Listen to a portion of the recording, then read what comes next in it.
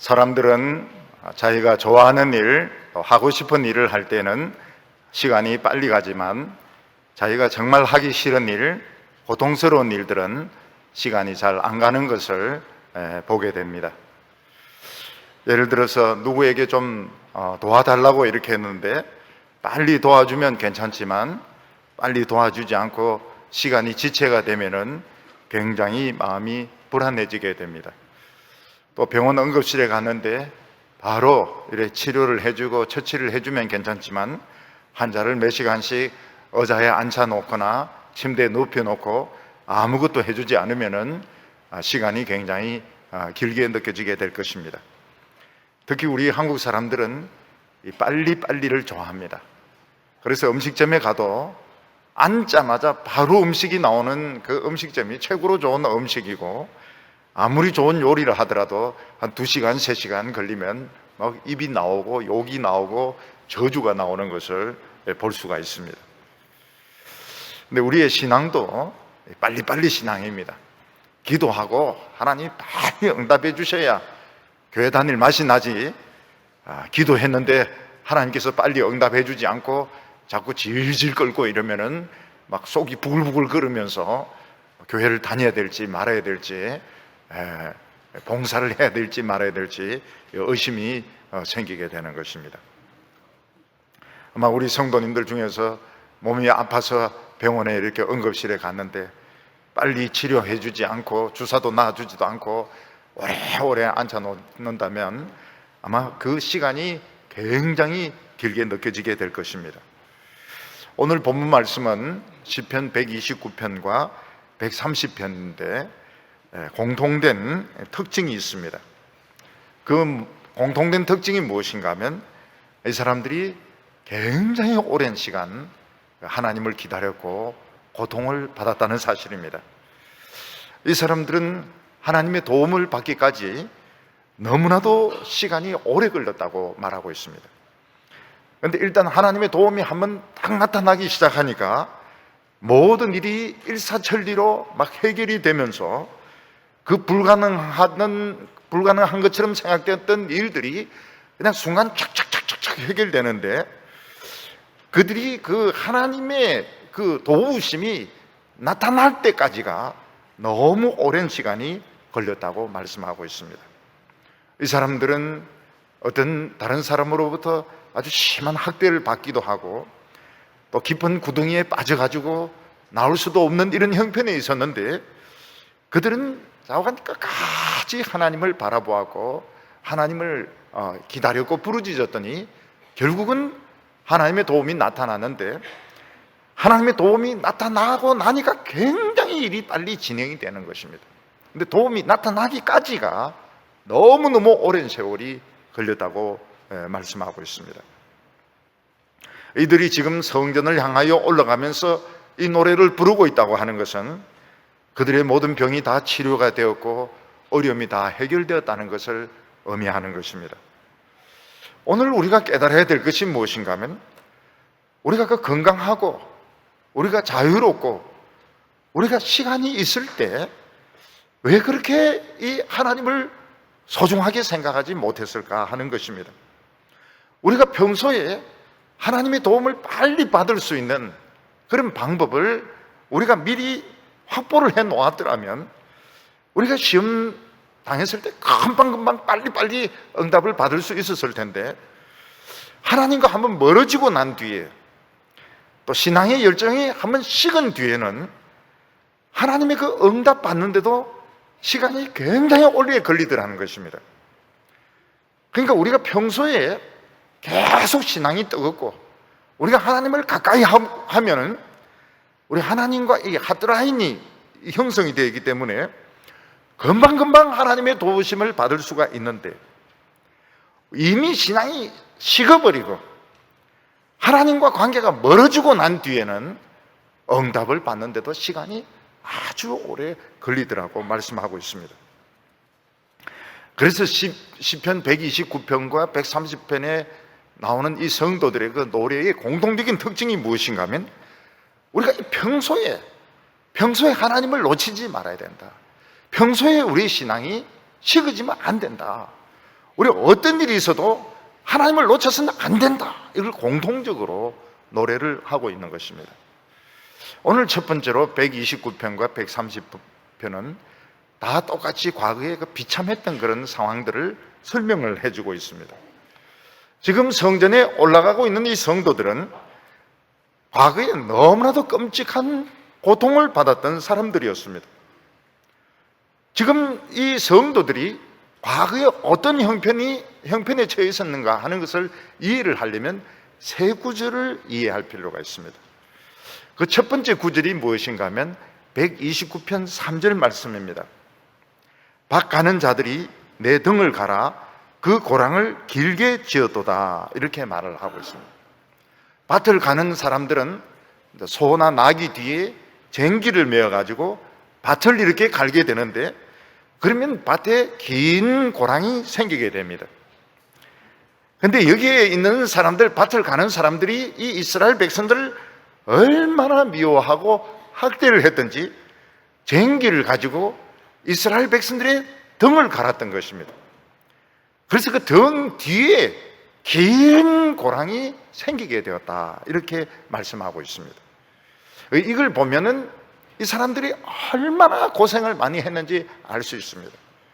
이것은 이제 두 가지로 해석할 수 있는데, 한 가지가 뭔가 하면 이 사람들을 얼마나 심하게 부려먹었던지, 지금 포로나 종으로 팔려왔던 이스라엘 백성들을 얼마나 심하게 부려먹었던지, 그냥 소처럼, 인간이 소처럼 쟁기를 막 끌었던 것입니다.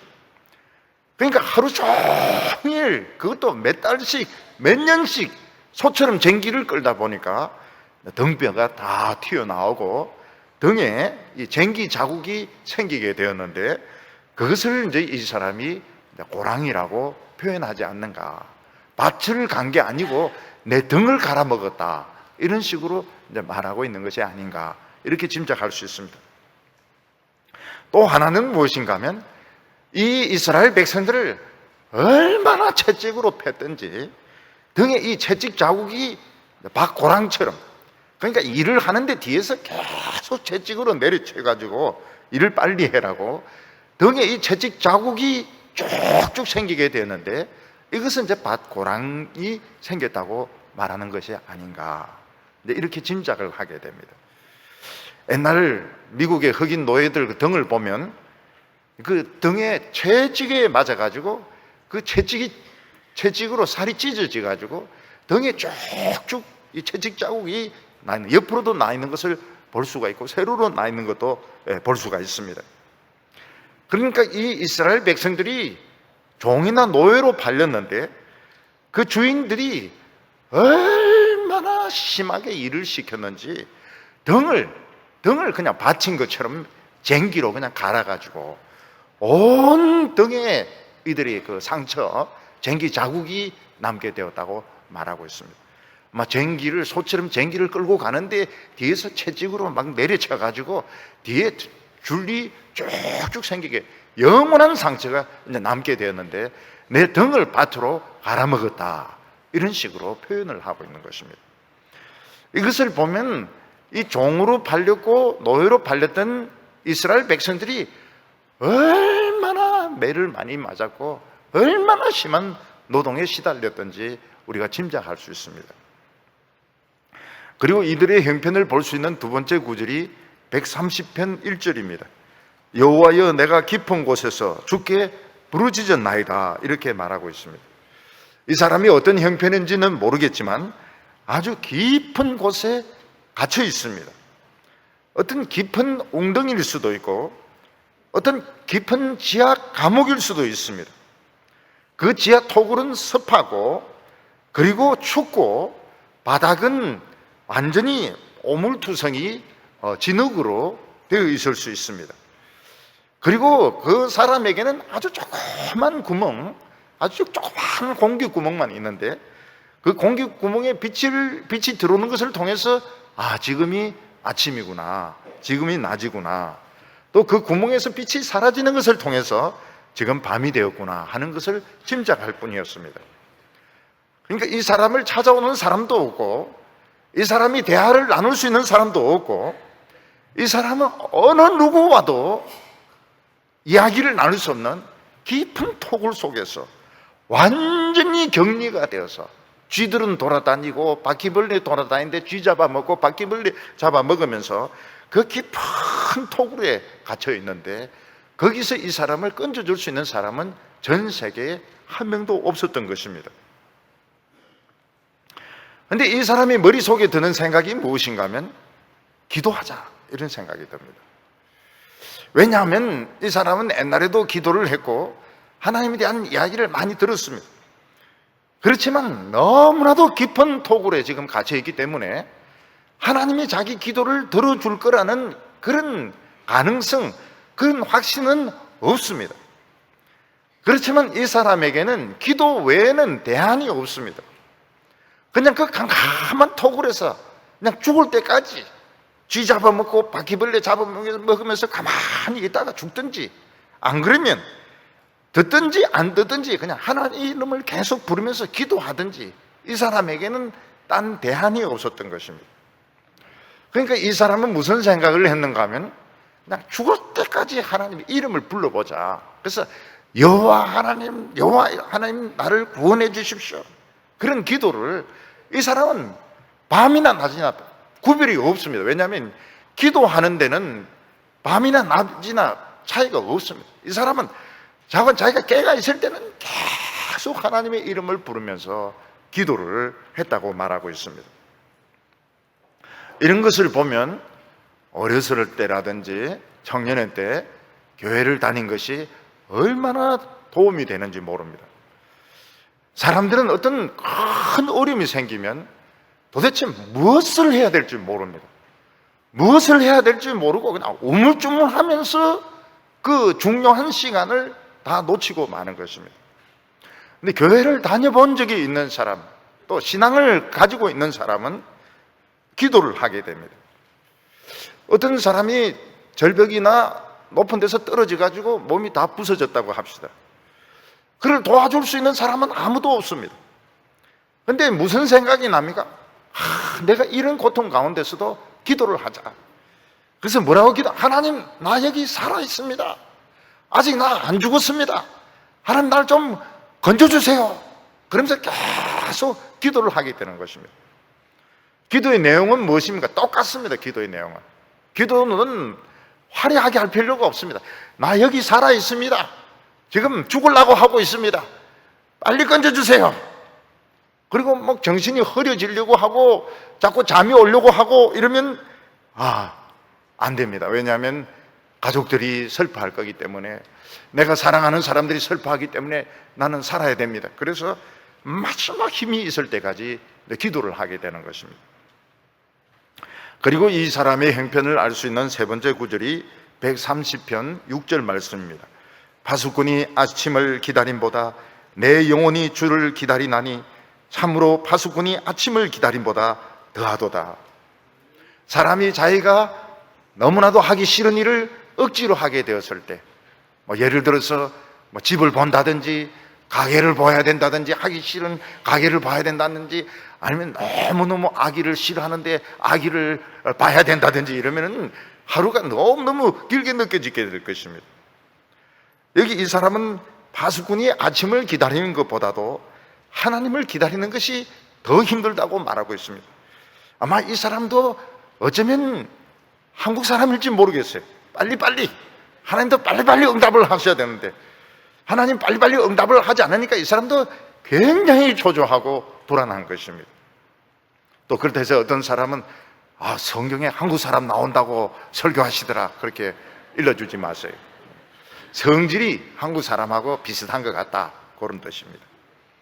이 파수꾼은 밤에 안 자고 지켜야 되니까 얼마나 힘든지 모릅니다.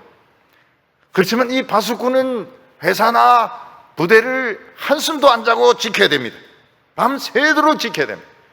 자리를 비운 동안에, 아니면 자고 있는 동안에 적이 뚫고 들어오거나 도둑이 뚫고 들어오거나 화재가 나면은, 그러면은 많은 사람이 죽을 수 있고 회사가 다 불탈 수 있기 때문에 돌이킬 수 없는 일이 일어나게 됩니다. 근데 파수꾼이 이제 밤을 새우는데 밤에 안 자는 것이 그게 쉽습니까? 특히 겨울밤은 춥습니다. 졸립니다. 이야기할 대상이 없습니다. 근데 시간이 많이 지나간 줄 알고 시계를 보면 5분 지나가고 그렇습니다. 근데 어떤 분은 기도할 때가 또 그렇다는 거예요. 자기는 기도 엄청나게 많이 했는데 1분 지나갔다는 것입니다. 여러분, 전시에 파수꾼이 졸거나 자리를 비우면 그 부대원이 다 죽을 수 있습니다. 그래서 파수꾼은 춥고 졸리고 배고프고 그런 가운데서 혼자서 막 발을 동동 구르면서 그 자는 것을 견디는 어둠을 뚫어지도록 바라봐야 됩니다. 근데 그때 파수꾼의 마음속에는 어떤 생각이 들면 아침은 안 온다.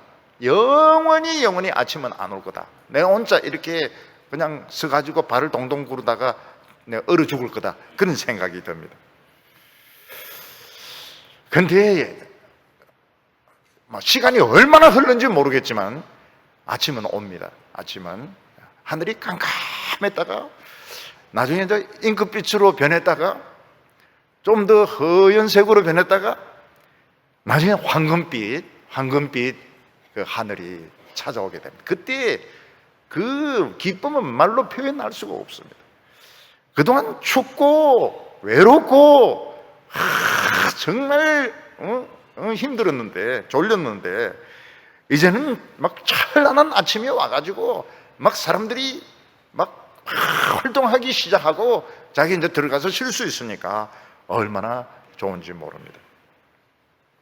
우리가 129편과 130편에서 공통적으로 볼 수 있는 것이 무엇인가 하면 이 사람들은 굉장히 심한 고통을 겪었다는 것입니다. 인간의 힘으로는 상상할 수 없는, 빠져나올 수 없는 고통을 겪었다는 것입니다.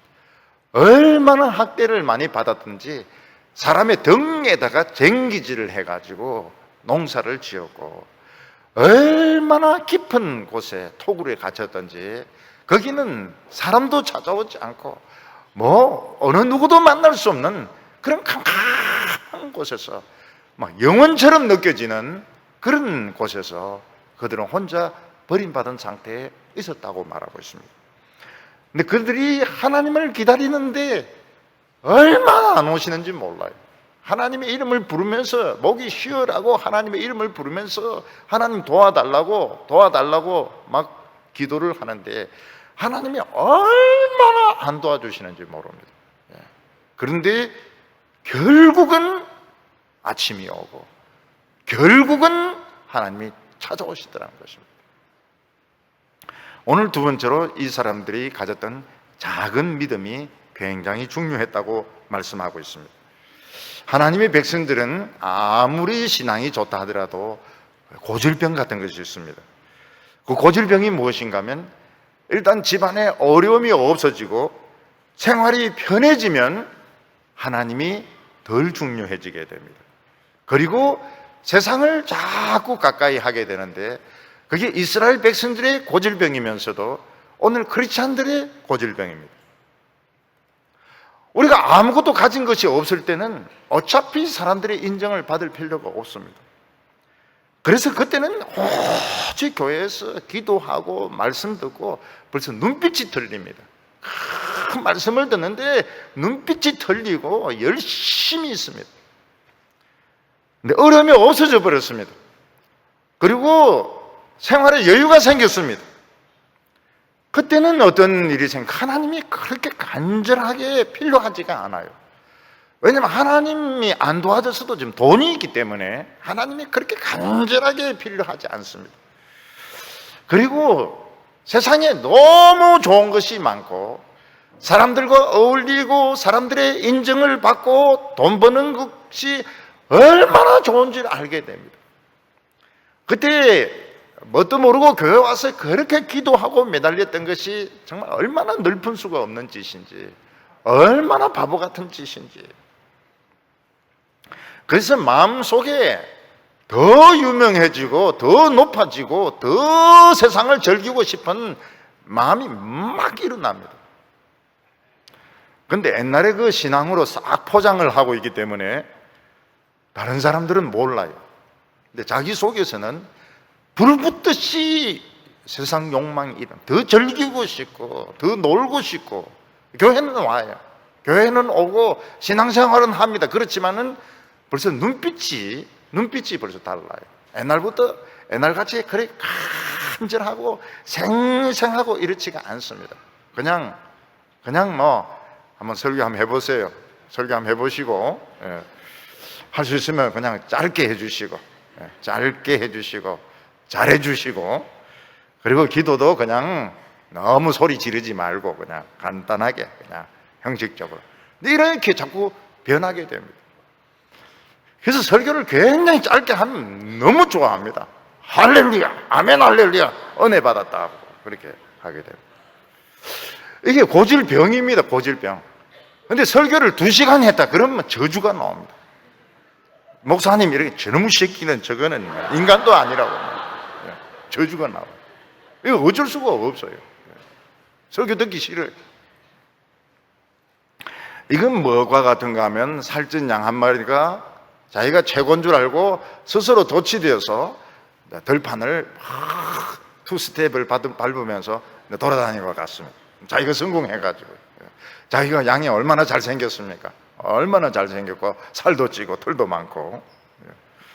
근데 지금 일이나 이 맹수들이 지금 딱 보고 있는데 혼자 그걸 모르고 지금 막 춤을 추면서 지금 초원을 돌아다니고 있는 것 같습니다. 그러니까 한순간에 발톱에 딱 걸려드는 겁니다. 마찬가지로 사탄은 하나님의 백성들, 하나님의 종들을 사냥할 수 있는 방법을 수천 가지, 수만 가지를 가지고 있습니다. 근데 자기가 성공했다고 생각해서 자기 도취에 빠지는 순간 압차하면서 딱 걸려듭니다. 압차할 때 압차하는 순간 딱 걸려들입니다. 뭐 거짓말을 지어내기도 하고 뭐 남이 뭐 어떻게 하기도 하고 그냥 뭐가 어떻게 걸리는지 모르면서 딱 걸려들게 됩니다. 이 사람도 그런 식으로 걸려들었던 것 같아요. 뭐 성공하다가 딱 걸려들었는데 사기를 당했다든지 또 악한 그런 강도들인데 잡혔다든지 그래서 노예로 종으로 팔리게 된 것입니다. 근데 거기 가서 어떻습니까? 온갖 고생을 아차 하는 순간 딱 잡히게 되면서 못 빠져나옵니다. 129편 1절을 보면 이스라엘은 이제 말하기를 그들이 내가 어릴 때부터 여러 번 나를 괴롭혀도다. 이스라엘은 이제 말하기를, 이 이스라엘은 종으로 팔려간 사람만 아차 하는 순간에 팔려간 겁니다. 그들이라고 하는 것은 그들을 노리고 있었던 나쁜 사람들을 말합니다. 어릴 때부터라고 하는 것은 무엇입니까? 이 사람들이 포로로 붙들려가고 노예로 팔려가는 것이 처음 겪는 일입니다. 하나님의 백성들이 똑똑한 채 하고 잘난 채 하지만 사실 이 세상 일에 대해서는 아무것도 모릅니다. 처음 겪을 때 보면 완전 바보입니다. 처음 겪을 때. 처음 사람은 어디든지 처음 가면 무엇부터 해야 될지 몰라요. 그래서 병원에 가서 무슨 검사를 받거나 이런 거 할 때도 서류를 어디에 내야 될지 모르고 입학을 할 때도 어떻게 해야 될지 완전히 어린애와 똑같은 것입니다. 그러니까 어린애가 이 마귀 손에 걸려들었으니까 그냥 괴롭히는 것입니다. 어린애니까 밤에 불러내서 밤에 한숨도 안 자고 때리고 괴롭히고 죽도록 일을 시키는 것입니다. 그런데 이 사람들이, 이 이스라엘이 그 고통을 계속 겪으면서 이제 죽을까 생각해 보기도 하고 자살을 생각해 보기도 하고 그렇게 하는데 어느 순간 이게 신앙적인 문제와 결부되어 있다는 걸 알게 됩니다. 어떻게 알게 되는가 하면 괴롭히는 사람들이 자꾸 우상에게 절을 해라 그러는 겁니다. 하나님을 부인해라고 하는 것입니다. 동성애를 해라고 하는 것입니다. 그러니까 아무리 이 세상에 악한 세계에 대해서 경험이 없고 지금 종으로 팔려왔다 하더라도 그거는 할 수가 없어요. 신앙의 물을 먹었다는 게 참 중요합니다. 사람이 어떤 물을 먹었느냐 하는 것은 진짜 이거 말로 표현을 못해요. 신앙도 똑같습니다. 신앙도 저 사람이 어떤 신앙의 물을 먹었느냐 하는 행동 보면 바로 차이가 나타납니다. 이 사람들이 아무리 두들겨 맞아도 그걸 안 해요. 그런 짓은 안 해요. 하나님을 부정해라든지 뭐 절을 해라든지 뭐 동성애를 해라든지 이제 이런 짓을 안 합니다. 2절에 보면 그들이 내가 어릴 때부터 여러 번 나를 괴롭혔으나 나를 이기지 못하였도다. 이 어렸을 때부터 하면 아주 소년 때부터 괴롭혔다 그런 뜻이 아닙니다. 처음부터 아무 경험 없는 이 신입생이죠. 신입생들은 어디 가나 어린애들입니다.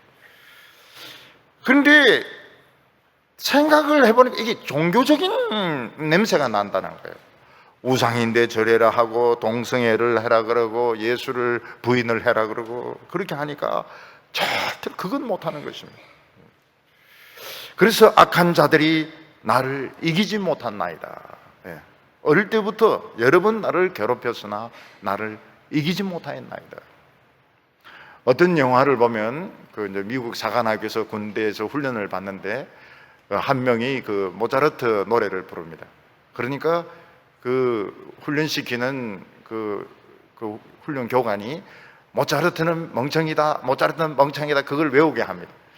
그런데 이 사람은 끝까지 그걸 안 합니다. 끝까지 모차르트는 멍청하지 않다, 모차르트는 멍청 끝까지 그 방독면을 쓰고 그렇게 운동장을 돌면서도 모차르트는 바보가 아니다, 모차르트는 바보가 아니다 끝까지 돌면서 그 굴복을 안 해요. 결국은 못 이깁니다. 모차르트는 바보가 아니라는 거예요. 자기가 지금 훈련소에서 훈련을 받고 있지만 모차르트는 바보가 아니라는 것입니다. 저도 이 훈련을 받을 때 보면 이제 부동 자세를 한 대가 딱 다리를 탁 붙여가지고 딱 뭐 30분, 1시간씩 있게 하거든요. 이건 노예들이나 시키는 것이지, 아니, 내 같은 사람에게 그런 짓을 시키게 됩니까? 그래서 저는 딱 서가지고 발가락을 움직입니다. 나는 자유인이니까. 근데 몰랐던 게 뭔가 하면 발가락 움직일 때마다 무릎이 붙었다 떨어졌다 하는 거예요. 기관 일로 봐, 기관 일로 와봐. 특수훈련. 그래가지고 또 뭐, 기고 뭐. 근데 그때도 절대로 정신적으로 내가 아무리 훈련을 받고 내가 아무리 지금 고통을 당하고 내 정신은 너희들에게 굴복당하지 않는다. 그런 생각을 가졌던 것입니다. 마찬가지로 이 하나님의 백성들이 종으로 팔려갔지만 정신은 굴복을 당하지 않는 겁니다. 정신적으로 아무리 두들겨 맞고 등으로 밭을 갈고 이래도 그들의 정신만큼은 이기질 못했던 것입니다. 그래서 3절에 보면 밭 가는 자들이 내 등을 갈아 그 고랑을 길게 지었도다. 그 정신을 지킨 결과가 무엇인가 하면 깊은 흉터였던 것입니다. 작은 신앙입니다. 작은 신앙. 나는 절대로 내 정신만큼은 팔아먹지 않겠다. 내가 아무리 실수를 해서 사기를 당하고 노예로 팔려왔지만 내 양심과 신앙은 절대로 팔아먹지 않겠다. 그 결과가 무엇인가 하면 등을 인두로 지진다든지 채찍으로 때린다든지 이래서 깊은 고랑을 등에 만들었던 것입니다. 다른 사람들은 참 이스라엘 사람들은 불쌍하다. 저 사람은 너무 어리석고 너무 고집스럽다. 다들 그렇게 생각해. 왜 그래? 유별나게 사냐? 유별나게 사냐? 좋은 게 좋은 것이지 왜 그렇게 유별나게 그렇게 살아야 되냐? 여기 누가 알아준다고? 네가 네 정신을 지킨다 해서 누가 널 알아준다고? 등을 인두로 찢어가면서 채찍에 맞아가면서 너 정신을 지키냐고. 근데 그 사람에게서 이 흉터는 영광의 표시였습니다. 그는 세상에서 잘 나갈 때보다는 등을 인두로 찢을 때, 등을 채찍으로 때릴 때, 칼로 후벼 팔 때 그는 더 하나님과 가까워지는 체험을 했던 것입니다. 그리고 어느 날 어떻게 됩니까? 딱 이 사람만 딱 부르면서 고향으로 돌아가라는 것입니다. 발에 자꾸 풀어줘. 고향으로 돌아가. 너의 모든 문제는 다 해결됐다고 이야기를 하는 것입니다. 4절에 보면 여호와께서는 의로우나 악인들의 줄을 끊으셨도다. 악인들의 줄이 무엇인가 하면 그 발을 채우고 있는 착고를 말하는 것입니다. 그는 영원히 자기 발에서 이 쇠사슬이 풀리지 않을 줄 알았습니다. 그렇지만 그는 자기의 정신을 지키고 자기의 신앙을 지키고 자기의 양심을 지켰는데 하나님은 아무것도 안 보는 것 같은 것지만 다 보고 계셨고 결국 등에 이런 고랑들이 생기는 것을 보고서 이제는 되었구나. 그래서 그를 이 줄을 끊고 그를 고향으로 돌아가라고, 성전으로 올라가서 마음껏 예배 드리라고 축복을 했던 것입니다. 5절에 보면 무로 시온을 미워하는 자들은 수치를 당하여 물러갈지어다. 그들은 자기들도 악한 주제에 이 이스라엘 백성을 너무 미워해서 등에다 대놓고 쟁기질을 했습니다. 우리는 이 쟁기질을 당하고 나면 너무 고통스럽기 때문에 미리 조심을 하는 것이 좋습니다. 그런데 아무리 조심을 해도 이 쟁기질을 피할 수가 없습니다. 그래서 우리 성도들도 암이 옵니다. 암이 오고 우울증이 옵니다. 그리고 병명을 알 수 없는 이런 병들이 찾아오게 되어 있습니다.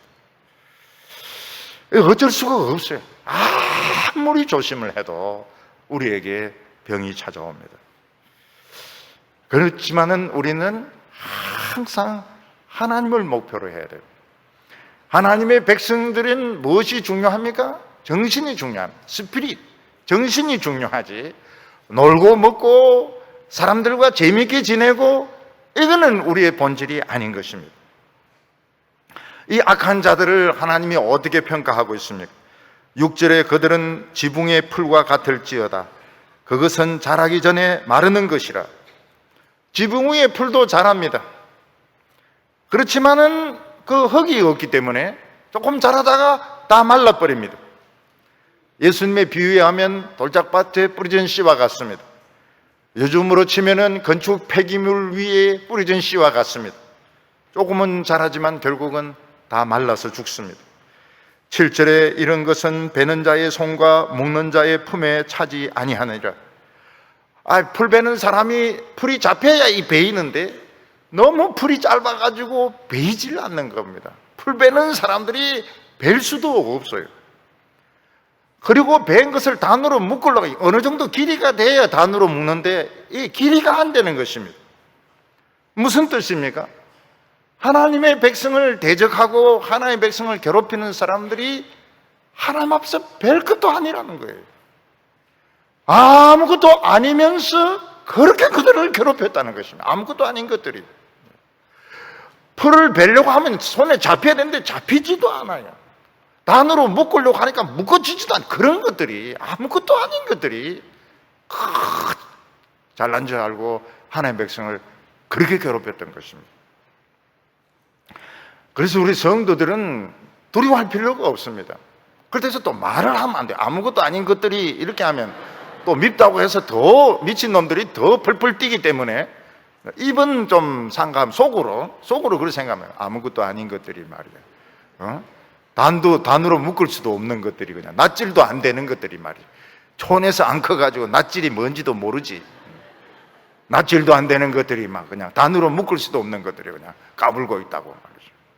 그걸 표현을 하면 이제 미움을 굉장히 독사같이 덤벼들기 때문에 미움을 많이 받습니다. 그것도 죄입니다. 요령이 없다 이렇게 해가지고 하나님의 백성이 너무 우직하면 안 돼. 8절에 지나가던 자들도 여호와의 복이 너희에게 있을지어다 하거니와 우리가 여호와 이름으로 너희에게 축복한다 하지 아니하느냐. 왜냐면 보통 사람들은 누구든지 하나님 이름으로 축복을 합니다. 그런데 이런 악한 사람들은 그런 인사도 안 한다는 거예요. 왜냐면 그런 인사하기도 너무 형편없는 사람, 너무 형편이 없으니까, 너무 형편없는 인간이니까 사람들이 그런 인사조차도 안 한다는 것입니다. 세상에서는 유명하다 하지만 신앙적으로 가치 없는 사람들은 저는 이름을 말하지 마라 그럽니다. 이름을 말하지 마라. 대화에서 이름을 말하지 마라. 그런 사람 이름을 말하지 마라. 왜냐하면 이름을 입에 올릴 가치가 없기 때문에. 그거 참 불행하죠. 뭐 세상에서는 유명하다 그러고 교계에서는 유명하다 그러는데 저는 이야기합니다. 이름을 대화해서 그 사람 이름을 올리지 마라. 그럼 그 시기 그것도 하지 마라. 듣기도 싫다. 아예 대화에 상대에 올리지를 마라 그래요. 왜냐하면 아무 가치가 없기 때문에. 아무 가치가 없는 사람을 입에 올리지 마라고 이야기합니다. 130편은 어떤 사람이 여차하다가 구덩이에 빠지게 되었습니다. 이것도 똑같습니다. 그냥 자기 도취에 빠져가지고 그냥 자기가 잘 믿는다고 생각하다가 어느 한순간 그냥 구덩이에 빠지고 지하 감옥에 갇혔는데 도와줄 사람이 아무도 없는 것입니다. 철저하게 고립이 되어 있습니다. 그런데 이 사람에게 작은 신앙이 있으면 그 작은 신앙이 뭡니까? 기도하면 하나님이 들어주신다. 이런 신앙이 있었던 것입니다. 130편 2절을 보면 주여 내 소리를 들으시며 나의 부르짖는 소리에 귀를 기울이소서. 어려운 일을 당해서 기도할 때 제일 힘든 것이 무엇입니까? 기도가 안 나오는 이유가 무엇입니까? 창피해가지고요. 하나님 앞에서 창피해가지고요.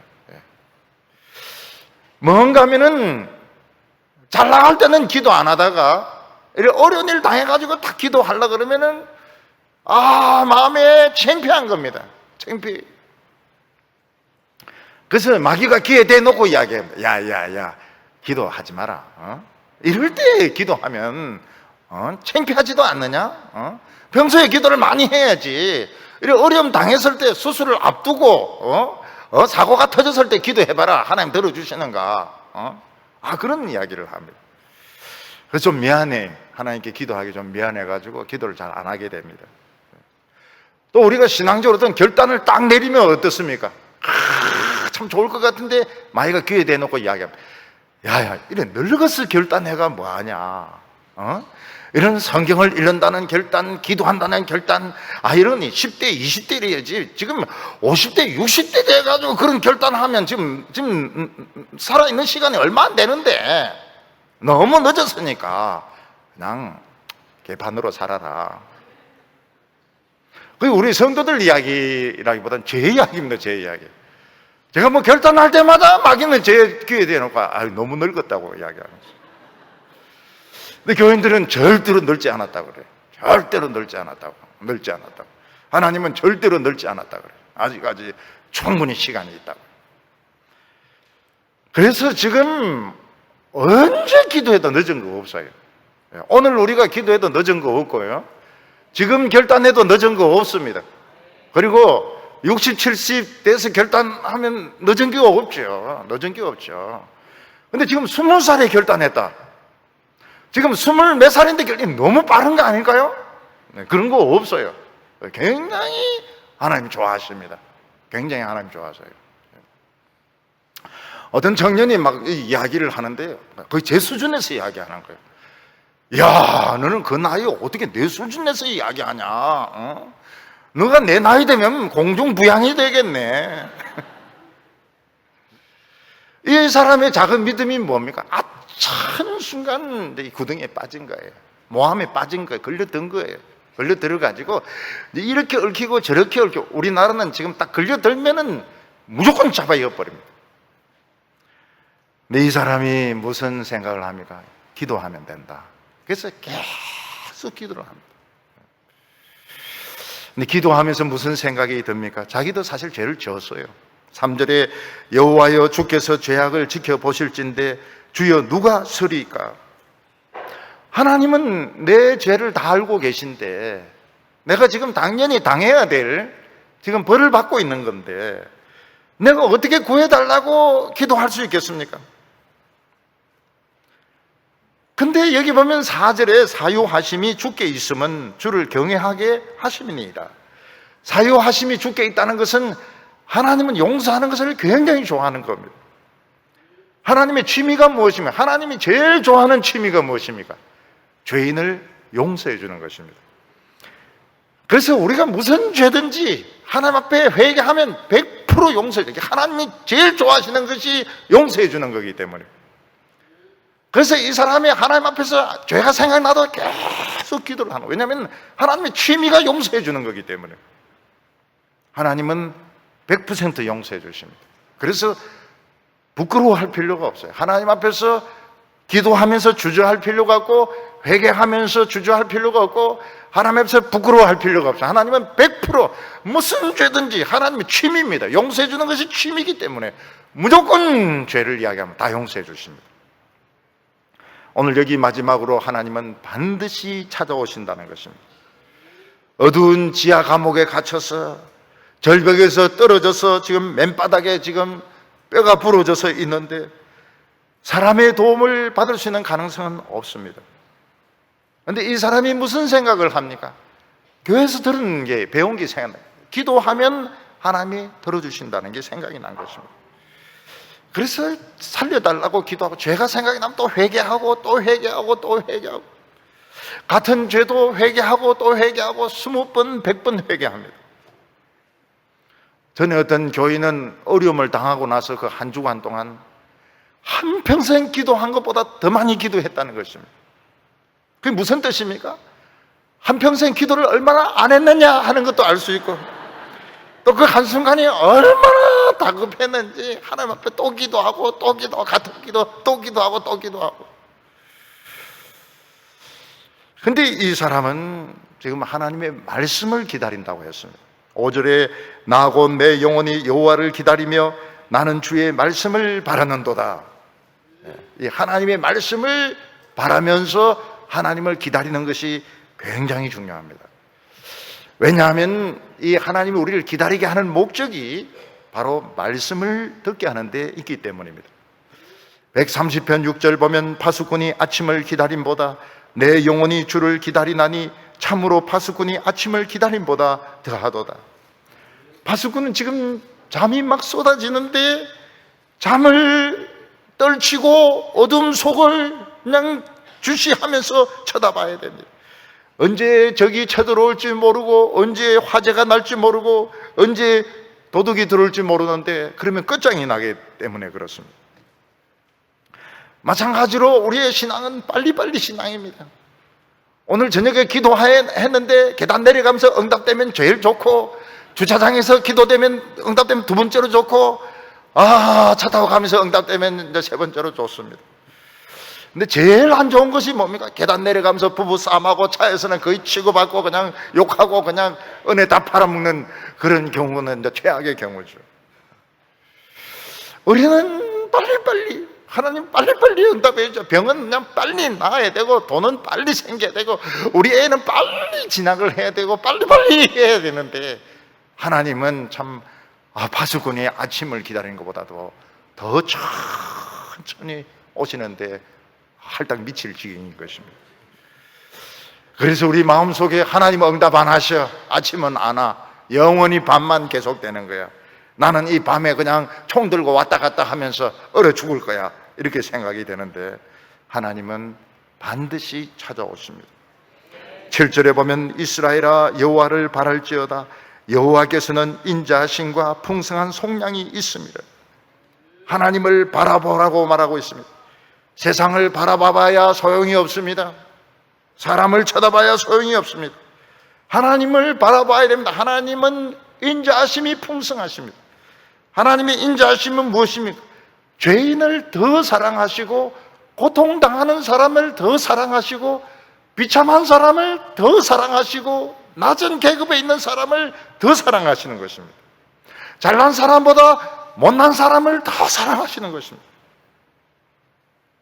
그래서 거울을 보고 내가 딴 사람보다 좀 못생겼다 생각하면 바로 인자하심이 나에게 있는 줄로 아시길 바랍니다. 사람들은 못 사는 사람보다 잘 사는 사람을 좋아합니다. 잘생긴 사람을 좋아합니다. 잘 풀리는 사람을 좀. 하나님은 정반대입니다. 하나님은 고통당하는 사람을 좋아하신다. 병자들 굉장히 좋아하세요. 하나님 병자들을 좋아하시고 암 환자들을 엄청 좋아하십니다. 교회는 어떤 경우에는 암 환자들 싫어하는 교회가 있습니다. 그런데 그렇게 하면 안 돼요. 하나님은 암 환자를 좋아하시고요, 우울증 환자를 좋아하시고요. 왜냐하면 인자하심이 풍부하시기 때문에. 키가 남보다 너무 작다든지 너무 크다든지 열등감 가진 사람은 굉장히 좋아하세요. 지금까지 자기 이름이 열등감이라면 오늘은 인자로 바꾸시기를 바랍니다. 하나님은 그런 사람을 굉장히 좋아하세요. 하나님은 노인들 굉장히 좋아하십니다. 노인이라고 생각하시면 희망을 가지시기를 바랍니다. 하나님은 어려움이 없이 편안한 사람보다 어려운 사람은 굉장히 좋아하세요. 쪽방에 사는 사람 좋아하시고, 알바생 좋아하시고, 또 돈 못 받은 사람 좋아하시고요. 왜 그런지는 이해할 수가 없습니다. 그 하나님의 성격이 그러시니까요. 하나님은 아픈 사람, 고통당하는 사람, 눈물 잘 흘린 사람을 좋아하세요. 이게 하나님의 인자하십니다. 근데 하나님은 마음은 그래 인자하신데 왜 그리 오래오래 기다리게 하실까요? 아침보다 더 늦게 그렇게 찾아오실까요? 아니, 하나님이 무슨 화장이 필요합니까? 머리를 해야 됩니까? 우리 여성들은 어디 누구 만나려면 화장을 해야 되죠. 또 머리를 또 드라이를 해야 되죠. 그리고 또 집도 대충 치워놓고 나가야 되죠. 이러니까 시간이 걸리지만 하나님이 무슨 화장이 필요합니까? 하나님 무슨 드라이가 필요합니까? 목사님 오늘 왜 그렇게 불신앙을 막 퍼붓습니까? 그게 이유가 있어요. 이유가. 하나님이 빨리빨리 도와주시면 어떻게 합니까? 그 돈 가지고 쇼핑을 갑니다. 그리고 그 돈 가지고 놀러를 갑니다. 하나님도 많이 당하셨어요. 하나님은 아담부터 가인부터 많이 당하셔가지고 우리 인간에 대해서 빠삭하십니다. 하나님. 그래서 오래오래 그냥 내버려 두니까 자기 발로 교회를 와가지고요 설교를 듣는 거예요. 설교를 들어요. 설교를 듣다가 어느 정도 믿음이 생길 때 하나님이 찾아와 주셔서 응답을 해 주시는 겁니다. 그래서 하나님을 바라보고 말씀을 기다린다고 말하고 있는 것입니다. 우리도 마찬가지입니다. 부모가 자녀를 망치는 경우가 굉장히 많습니다. 애가 뭐 툭하게 울고 이러면 뭐 해주고 이제 이렇게 해주면 애가 이제 자립심이 없어지는 것입니다. 그냥 내버려 두는 거예요. 내버려 둬요. 저는 우리 형제들이 클 때 그냥 고아원처럼 컸습니다. 그냥 우리끼리. 그러니까 스스로 질서가 다 잡히는 거예요. 고아원처럼 말하는 건 두드려 패고, 그래도 뭐 대드는 놈 있으면 또 격투시키고 이제 이렇게 해가지고 그러면서 우리는 이제 생각을 하는 겁니다. 생각을. 나는 누구인가? 나는 왜 살아야 되는가? 그 마찬가지입니다. 지금이 참 좋은 때입니다. 지금이. 왜냐하면 하나님이 그냥 내버려 둬가지고 생각을 하게 하시거든요. 그래서 말씀을 들으면서 정리를 하는데 놀라울 정도로 정리를 하세요. 우리 교인들은 그냥 정리의 왕자, 정리의 여왕이라고 말할 정도로 자신의 문제를 정리를 합니다. 이게 하나님이 원하시는 겁니다. 근데 바로 돈을 주고 바로 응답을 해주면 신앙이 절대로 안 자랍니다. 절대로 뺀질뺀질하게 교회 오기는 오는데요, 절대로 신앙 안 자라요. 절대로. 기도도 뺀질뺀질하게 이렇게 하는데 이 신앙이 절대로 안 자라요. 그래서 하나님이 아침이 오듯이 그렇게 늦게 오시는 겁니다. 그럴 때는 그냥 말씀을 듣는 거예요. 말씀을 듣고 정리해놓고 그러면 하나님이 알아서 다 해결해 주시는 겁니다. 여기 풍성한 속량이라고 하는데 우리의 어려움을 해결하려면 돈이 많이 듭니다. 우리 한 사람 한 사람을 해결하려면 돈이 많이 들어요. 깊은 감옥에 갇혀있고 노예로 팔려있고 이런 사람들 빼내려고 그러면은 찾는데도 탐정들 풀어야 되죠. 그 간수들도 사야 되죠. 돈이 많이 들어요. 근데 하나님은 굉장히 돈이 많으시기 때문에 우리를 결국은 찾아내어서 하나님은 우리를 풀어내십니다. 우리는 아무 가치가 없는데 하나님 왜 그렇게 비싼 몸값을 주고 우리를 건져내실까요?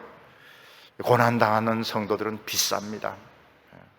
우리 성도들, 고난당한 성도들은 전부 보석과 같기 때문에 하나님이 비싼 몸값을 지불해도 아깝지가 않은 것입니다. 130편 6절 보면 그가 이스라엘을 그 모든 죄에서 속량하시리로다. 죄 때문에, 결국은 죄 때문에 하찮은 순간에 당한 겁니다. 우리가 하나님을 멀리하면 한순간에 딱 당합니다. 근데 그걸 몰라요. 왜냐하면 교회는 다니고 있기 때문에, 직책도 있고 하던 일은 계속하고 있기 때문에 모릅니다. 그렇지만 뭐가 빠졌습니까? 뜨거운 게 빠졌어요. 열정이 빠졌고 간절함이 빠졌고 하나님을 뜨겁게 사랑하는 마음이 빠졌고, 그러면 결국은 등을 쟁기질을 당하는 것입니다. 우리 성전에 올라가는 성도들은 너무나도 귀한 자유와 우리는 건강과 하나님의 축복을 얻었습니다. 아마 우리 성도들 중에서는 등에 쟁기질한 상처를 가지고 오신 분도 있을 겁니다. 깊은 곳에 갇혔던 체험이 있는 분도 계실 거예요. 이제는 우리가 환한 빛 가운데서 지금 성전에 나왔습니다. 오늘 우리가 해야 될 것이 무엇입니까? 다시는 하나님을 멀리해서는 안 됩니다. 우리가 다시는 교만해서는 안 되고 자기 도취에 빠져서는 안 되고 세상을 사랑해서는 안 됩니다. 우리는 하나님의 백성이고 하나님의 자녀입니다. 앞차는 순간에 우리는 이 마귀의 손에 걸려들어서 쟁기질 당하게 되는 것입니다. 우리 성도님들, 오늘 하나님의 손을 붙잡으시고 다시는 하나님을 멀리하지 마시고 하나님을 더 사랑하고 가까이 하는 성도들 다 되시기를 바랍니다. 기도드리겠습니다. 거룩하신 하나님 아버지, 우리가 한때는 많이 방황도 하고 절망도 하고 깊은 웅덩이에 빠질 때도 있었지만은 하나님께서 오늘 저희들을 참 이 영광스러운 이 기도회로 나오게 하셨습니다. 하나님 아버지, 그러나 저희들은 평안해지면 하나님을 멀리하고 우리가 좀 세상에서 성공하면 우리의 신앙은 식어집니다. 오늘 하나님 앞에서 우리의 중심이 뜨거워지게 하여 주시고 기도가 폭발적으로 터지게 하여 주셔서 모든 마귀는 도망가게 하여 주시옵시고 다시 한번 우리가 이 신앙의 열정을 되찾는 저희들 되게 하여 주시옵소서. 세상에서 자신의 신세를 처량하다고 생각하지 말게 하여 주시고 하나님 앞에서 당당한 우리 성도들이 되게 하여 주시옵소서. 예수님의 이름으로 기도하옵나이다.